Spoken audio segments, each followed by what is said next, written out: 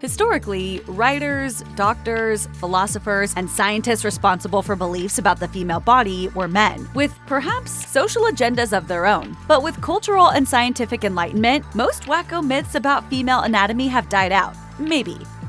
Our modern-day fascination with all things youthful has its roots in the mid-Victorian age, when gerontology, the study of aging, began. I am 71 years old. It stops the aging process dead in its tracks. The first gerontologist, George Edward Day, made progressive strides in the study and treatment of older people, but he had unnerving beliefs about the way women age. Like other Victorian physicians, Day was influenced by classical thinkers such as Hippocrates, who claimed that women aged more quickly than men. He believed that women were 5 to 10 biological years older than men the same age. We now know that men and women age at about the same pace, but is the myth that women age faster than men entirely gone? Not according to the $250 billion global anti-aging market, which emphasizes that its products are an emergency treatment for women. The message behind the ads is that women need to act quickly to stop aging. Heading into the Victorian era, there was the belief that women had smaller brains, were naturally frailer and more sickly than men, and more prone to emotional excess.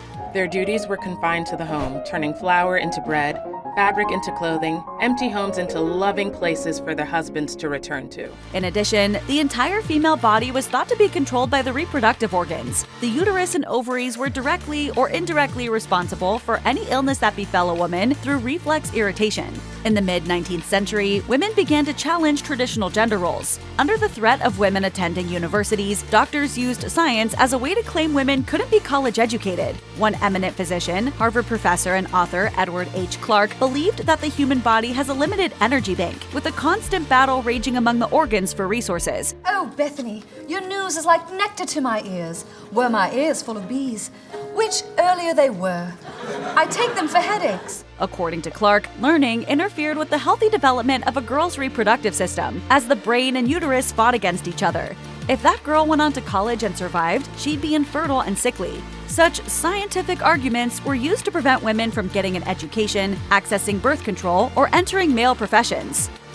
Between 1863 and 1889, the Trans-Allegheny Lunatic Asylum, a West Virginia mental hospital, kept a logbook of its admissions. In 2001, author Maureen DeBaugh published the list to show how easily a husband could have his wife institutionalized toward the end of the 19th century. If I could only get inside that brain of yours and understand what makes you do these crazy, twisted things. Reasons for commitment to the facility included laziness, egotism, disappointed love, female disease, mental excitement, cold, snuff, greediness, imaginary female trouble, gathering in the head, exposure and quackery, jealousy, religion, asthma, masturbation, and bad habits. Novel reading even made the list. These weren't symptoms of mental disease per se, but rather reasons why patients were thought to develop illnesses such as dementia, mania, and melancholia, which then got them committed. In 14th century Europe, a deep-seated fear of witchcraft swept across the continent. People believed witches worshipped the devil and, at night, engaged in lycanthropy, shape-shifting from woman to wolf.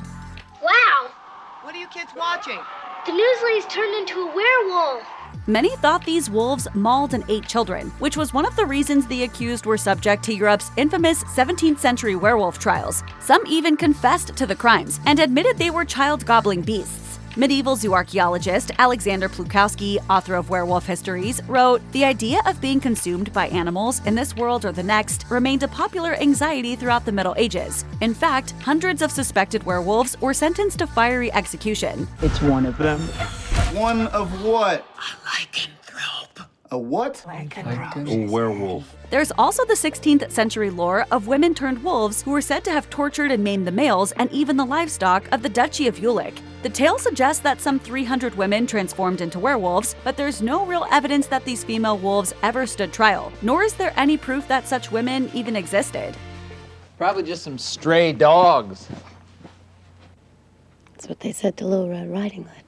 Today, beauty marks are often linked to glamour and elegance, but during the 17th century, those who bore what were known as witches' marks on their skin, whether a birthmark or a mole, were thought to have made a pact with the devil. I kind of thought it would be funny if my mole wrote its own autobiography. Those with witches' marks were often subjected to invasive examinations by witch hunters, who believed the marks were used to nourish their demonic familiars. This paranoia led to tragic outcomes for many women. For example, Grace Sherwood was repeatedly accused of being a witch. An investigation investigation of her body revealed marks that caused her to be tossed in a river with a 13-pound Bible around her neck, not to mention with her right thumb tied to her left big toe and vice versa. If she sank, she was declared innocent, also dead. But Sherwood wriggled out of the binding and swam to freedom, only to receive an 8-year jail sentence.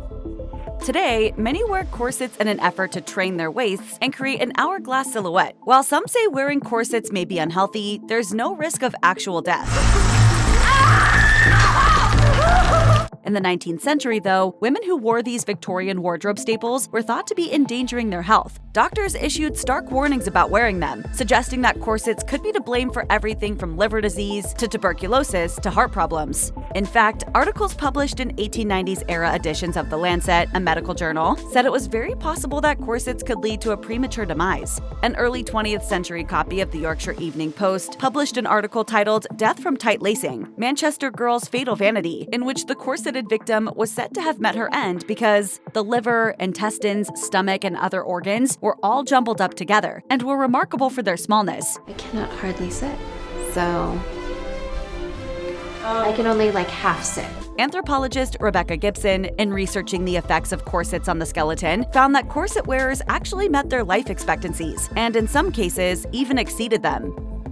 Most wouldn't typically consider a leisurely bicycle ride to be an extreme sport. In the 19th century, though, the activity was said to pose a significant threat to women, who risked developing a condition dubbed bicycle face. Symptoms were thought to include bulging eyes, jutting chins, and wan coloring. Doctors believed the effects were permanent. Bicycles created a dramatic cultural shift for women, allowing them the freedom to get around on their own. They could go out for pleasure riding. They could go out with friends. Some even formed bicycle riding clubs of women only. Frances Willard, a suffragist who founded the Women's Christian Temperance Union, was so inspired by the progress brought about by the bicycle that she wrote a book about it, pointing out that the snug corsets and weighted skirts of the time were impractical for riding. This inspired a new era of women's fashion, including lighter weight clothes and even pants.